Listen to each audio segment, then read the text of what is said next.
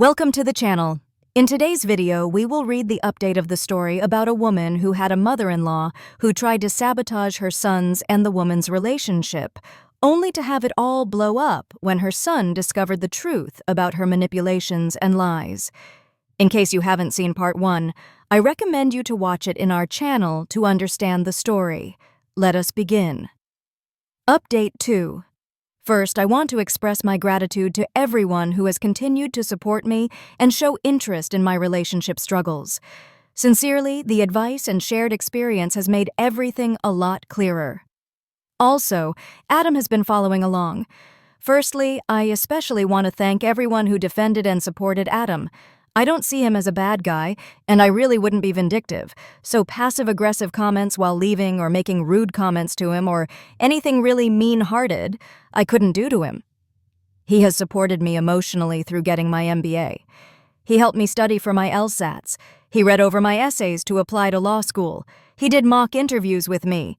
He sat through boring orientations with me. He stayed up all night with me when I was sick with nerves before taking the bar. He was my cheerleader when I ran my first triathlon. And he is my champion when I see a house centipede. He is my dream man, and I would never give up my relationship with him if I didn't feel like I was fighting a losing battle. Now, are you guys in for a real shocker? Someone made a comment in the update that he would be outside my parents' house if he really wanted it to work. He took your advice to heart, and he was outside with his bags and a rental on Christmas Eve. I was taken aback, and I blurted out, "What the fuck are you doing here?" He just laughed and said he wanted to talk about everything and it couldn't wait until I got back. He'd been reading all the comments on the threads, and he felt like they were very eye-opening. He browsed r raised by narcissists and felt very moved by the similarities some of the posters have with their parents. He said that he spent the last few days thinking about what went down at the restaurant with his mother, and how the look in my eyes when I looked at him after I realized what had happened broke his heart. What I didn't know was that he and his mother got into a row after I went to sit at the bar, fighting about me and how he doesn't feel free. His sister used to say she had the same problems, but since she moved far away, it has died down a lot. A lot of people ask me why I put up with this for so long. I tried to remember when this really started happening, when it stopped appearing like regular mother-in-law, don't want to lose my son comments and began to feel like isolation and vehemence. We used to have an okay relationship when we first met. Sometimes we'd go shopping together, and once we got our nails done. It was around when Adam and I purchased the house together that it really started to get bad. The windows incident was the first really big issue I remember when she realized we were serious about each other. So back to when we were at my parents' house, we had a serious heart-to-heart. I bared everything to him, and he did the same. So there was no extreme confession of abuse. It was just that he thinks he was raised by a narcissist who saw her control of her son, her pride and joy, slipping away. We came to a decision. Here it is. He went back to the U.S. after New Year's Day, a couple of days before me, and moved his stuff out of our place to a friend's. He didn't want me to have to be inconvenienced for changes he had to make. We have put our engagement on hold for the time being. He canceled all the plans his mother made. He has been seeing a therapist since the middle of January, pretty constantly, 2 to 3 times a week. I've been to 4 sessions with him. His mother has not. We have sort of begun dating each other again. I have been talking to his sister about the things their mother put her through. Adam is very lucky now. He has decided to give her one last chance to go to therapy with him, and he has stated that if she does not, he will be going no contact with her. We have a lot to rebuild, but I know we can do it together. Final update. It has been a really long time, our relationships. We're all a year older. Sad face. Adam and I will be composing this thread together. Oh no, I gave away the ending. Yes, we are together. In fact, we're married. Here goes. Last time we left off, Adam was seeing a shrink, still is, to try to unwind some of the damage his mother did. We were living separately for the time being. Adam's mother tried to end her life, but not really. She called emergency services before she tried and didn't even have time to swallow more than 2 pills. It's so scary to think about it.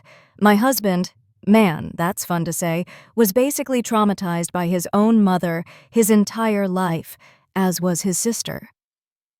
I had alluded before in one previous thread that Adam's sister had it a lot worse than Adam when they were younger. But when Adam's father died, his mom locked in on him. Adam's dad died of kidney failure. However, Adam had donated one of his kidneys to try to save him. His father's body rejected the donation and passed away about 11 years ago, this coming April. His mother took it upon herself during his grieving process to manipulate him into believing he killed his own father, and she was alone now because of him. That if he wanted to repair what he did to her, he'd treat her better. Every time he thought that he could get away and create his own life and feel free, she'd remind him. The windows, for example. I only heard the part where she blamed me, but I tried to think back to the conversation and really try to hear what Adam had said. It's about 4 years ago now, but he was telling me at the moment that the reason her house was falling down was because she no longer had a man to take care of it, because he killed his dad. He was trying to tell me. I just wasn't able to understand what it meant. Same thing with the vacation to Barcelona. She was doing it in front of me. Now, when he was younger, a lot of these issues had been regarding academic success or athletic success. She didn't have any issues then with girlfriends or anything. She just viewed her children as extensions of herself. It was bad. It just wasn't this level of guilt-inducing insanity. Let's get back to the present day. Adam's psychologist had suggested Adam offer his mother a chance to come to therapy to work out issues. He wasn't able to propose this to her at the time because after her life-ending attempt, she whisked herself away on a cruise to get some much-needed R&R. Whatever. Oh my God, you'd think he was asking her to murder puppies with the way she went on. So that's that. No contact. She has tried, but Adam has either ignored all phone calls with unknown numbers. We had our locks changed, and his work has strict instructions to not let her pass the doors. She moved to where Adam's sister lives in July, but I know that his sister, who we are close with, has been no contact with her since she met her husband. We wrote off the $25,000. We either get it back in probate court in inheritance or not at all. I'm not really choked up about it. Not enough to do any extra work to get it back right now, especially since Adam is worried she'll use it as leverage to buy back in. We ended up getting married in September, flew out to be with my parents this week to renew our vows in their house, and we're going to have our honeymoon in Fiji come January. Thank you for everything. We wished we could have invited each and every one of you to our wedding, but that would be creepy.